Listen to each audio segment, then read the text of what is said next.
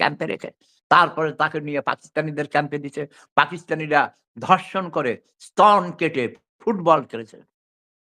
এবং এই যে তোমার রাজারবাগের এই যে আমাদের বাসার কাছে এই যে কোরআন যাইতে পড়ে, সেখানে তারের মধ্যে ঝুলাইয়া রাখতো। বুঝতে পারছো? মানে এই দেখানোর জন্যে। রাস্তার মোড়ে, মোড়ে ঝুলাইয়া রাখতো। আর গন্ধ বাতাসের লাশের গন্ধ পাই। কবিতা শোনো শোনো নাই? চারিদিকে শুধু নিয়ন বাতি আর লাশের গন্ধ। ওহ! আমরা রুমাল দিয়া আর আমরা তো মুক্তিযোদ্ধাদের গামছা ছিল। গামছা বাইন্ধা খালে বিলে গ্রামে গঞ্জে কোথাও লাশ আর লাশ। শকুন পর্যন্ত চলে গেছে ওই বন্দুকের গুলিতে। বাংলাদেশে শকুন নাই এখন দেখছো? শকুন কিন্তু নাই। চলে গেছে। তো এগুলো বলতে গেলে অনেক দুঃখ হয় এবং কি পেয়েছি? কি জন্য গেছিলাম? আমাকে কি কেউ বলেছে যে, "তুমি যুদ্ধে যাও?" সেনাবাহিনীর লোকদেরকে যেতেই হয়েছে।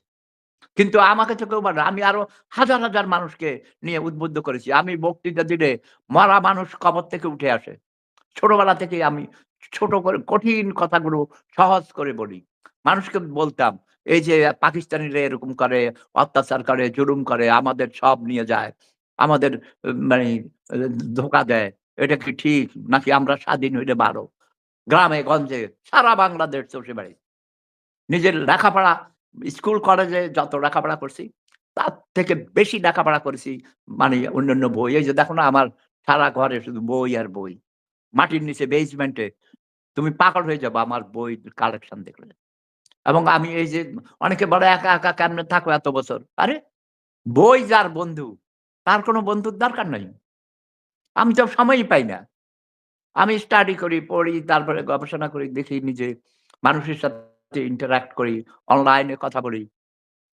তারপরে কি হইছে? তোমার কি জন্য গেছি?